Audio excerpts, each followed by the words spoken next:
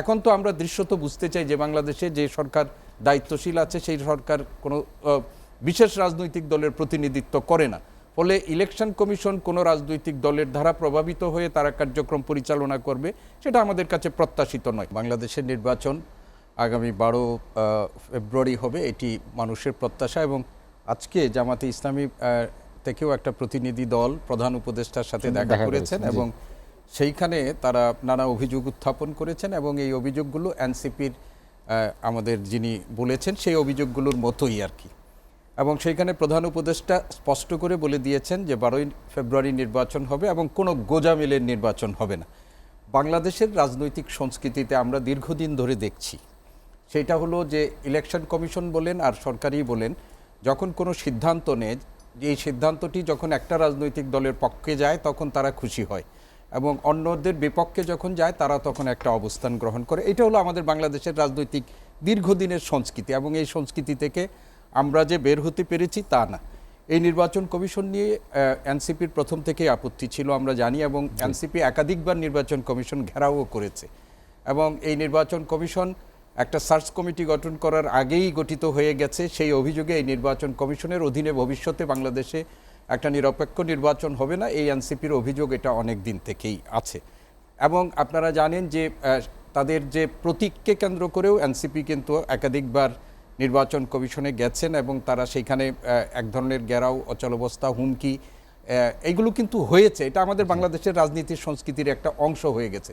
যদিও আমরা প্রত্যাশা করেছিলাম যে একটা 24-এর ছাত্র জনতার গণ অভ্যুত্থান পরবর্তী সময়ে যে বাংলাদেশের কথা আমরা দেখছি, যে নতুন রাজনৈতিক বন্দোবস্তের কথা দেখছি, সেইখানে আমরা হয়তো কিছু একটা যাব। কিন্তু আমরা ওই 24-এর আগেও যে বন্দোবস্ত রাজনৈতিক দলগুলোর মধ্যে আমরা দেখেছিলাম, এর পরেও কম বেশি একই ধরনের বৈশিষ্ট্যই আমরা লক্ষ্য করছি। নির্বাচন যত কাছে আসবে আমাদের বাংলাদেশের আপনার এটা ত্রয়োদশ নির্বাচন হবে, কিন্তু এই 12টা নির্বাচনে প্রত্যেকবারেই আমরা দেখেছি যে নির্বাচন কেন্দ্র করে প্রতিদ্বন্দ্বী রাজনৈতিক দলগুলোর মধ্যে অভিযোগ পাল্টা অভিযোগ থাকে, নির্বাচন কমিশনের ভূমিকা নিয়ে তাদের প্রশ্ন থাকে এবং রাজনৈতিক কৌশল হিসাবেও রাজনৈতিক দলগুলো নানা ধরনের চাপের মধ্যে দিয়ে নির্বাচন কমিশনের কাছ থেকে নিজেদের পক্ষে কিছু সুবিধা আদায় করার চেষ্টা করে।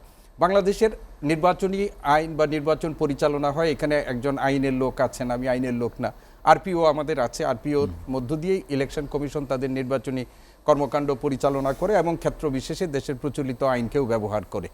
তো নির্বাচন কমিশন আমরা আশা করি যে আরপিও যেটা আছে সেই আরপিও অনুযায়ী তারা এটি ব্যবস্থা করবে। এখন দেখেন আজকে বিএনপি যে তারা অভিযোগ করছে যে এই নির্বাচন কমিশন এবং নির্বাচন কমিশনের কিছু ঊর্ধ্বতন কর্মকর্তা একটি বিশেষ রাজনৈতিক দলের পক্ষে তারা কাজ করছে এবং নাম উল্লেখ না করলে কোন রাজনৈতিক দলের পক্ষে করছে সেটা নিয়ে আমাদের একটা ধোঁয়াশা থাকলেও আমরা কিছুটি আন্দাজ করতে পারি। এনসিপির পক্ষ থেকে অভিযোগ করা হচ্ছে যে বিএনপি বড় দল, বিএনপির পক্ষপাতিত্ব করছে এবং বিএনপির যিনি আজকে চেয়ারম্যান আছেন সেই চেয়ারম্যানের ব্যাপারে সরকারের যে মানে তাকে নিরাপত্তা দেওয়া বা অন্যান্য বিষয়ে যেগুলো সেইগুলো নিয়েও তারা প্রশ্ন উত্থাপন করেছেন এবং চূড়ান্ত বিচারে আজকে তারা তাদের সাংবাদিক সম্মেলনে বলেছে যে নির্বাচনে তারা যাবে কিনা সেটা পুনর্বিবেচনারও একটা সময় এসেছে, এরকম একটা ব্যবস্থা আছে।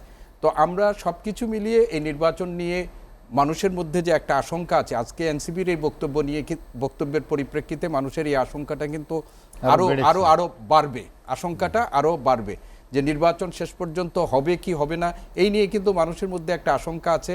এবং আপনি দেখবেন যে সোশ্যাল মিডিয়াতেও একটা শ্রেণী আছেন তারা নির্বাচন নিয়ে ক্রমাগতভাবে মানুষের মধ্যে একটা সংশয় তৈরি করার চেষ্টা করছেন। তো আমি যেটা ব্যক্তিগতভাবে বলতে চাই, নির্বাচন কমিশনের উপর একটা কিন্তু সাংবিধানিক দায়িত্ব আছে যে এই নির্বাচনটাকে সুষ্ঠু, অবাধ এবং নিরপেক্ষভাবে করার ব্যাপারে তাদের একটা দায়িত্ব আছে। আমরা সবসময়ই দেখি যে যখন একটা রাজনৈতিক সরকার থাকে সেই রাজনৈতিক সরকারের উপর নির্বাচন কমিশনের এক ধরনের চাপ থাকে, তখন নির্বাচন কমিশন একটা দায় সারানোর অংশ হিসাবে এই কথা বলে থাকেন যে নির্বাচন সুষ্ঠু করা কেবলমাত্র নির্বাচন কমিশনের পক্ষে সম্ভব নয়, সেখানে সরকারের একটা ভূমিকা থাকে। এখন তো আমরা দৃশ্যত বুঝতে চাই যে বাংলাদেশে যে সরকার দায়িত্বশীল আছে সেই সরকার কোনো বিশেষ রাজনৈতিক দলের প্রতিনিধিত্ব করে না। ফলে ইলেকশন কমিশন কোনো রাজনৈতিক দলের দ্বারা প্রভাবিত হয়ে তারা কার্যক্রম পরিচালনা করবে সেটা আমাদের কাছে প্রত্যাশিত নয়। তারপরেও কেন জন আস্থার একটা সংকট তৈরি হয়েছে? জন আস্থা এখনই সংকট তৈরি হয়েছে বলে আমি মনে করি না। রাজনৈতিক দলগুলোর মধ্যে পারস্পরিক আস্থার সংকট আছে। জনগণ এখনো নির্বাচন কমিশনের পক্ষে জন আস্থার সংকট তৈরি হয়েছে এটি আমরা মনে করছি না। এখন পর্যন্ত আমরা দেখতে পাচ্ছি যে আসলে রাজনৈতিক দলগুলোই পরস্পরের বিরুদ্ধে বা নির্বাচন কমিশনের বিরুদ্ধে সবাই অভিযোগ করছে।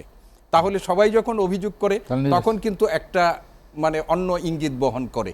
আর যদি কোনো একটা দল নিজের নির্বাচন কমিশনের কার্যক্রমে সন্তুষ্টি কথা বলেন তাহলে কিন্তু তখন একটা অন্যরকম বোঝা যায়। আজকেও তো বিএনপির মনে হয় হেভিওয়েট দুইজনের প্রার্থিতা বাতিল হয়েছে, প্রার্থিতার বাতিলের কথা আমরা শুনেছি। তো আমরা যেটা চাই যে এত কিছুর পর আমরা বাংলাদেশের একটা নতুন যে অভিযাত্রার কথা আমরা ভাবছি সেই অভিযাত্রার পরিপ্রেক্ষিতে ইলেকশন কমিশন আরও সতর্কতার সাথে কাজ করবে এবং রাজনৈতিক দলগুলো পরস্পর কেবলমাত্র নির্বাচন কমিশনকে দোষারোপ বা তাদের উপর চাপ প্রয়োগ করে নিজেদের কিছু সুবিধা নেওয়ার জায়গা থেকে সরে যেয়ে দায়িত্বশীল আচরণ রাজনৈতিক দলগুলো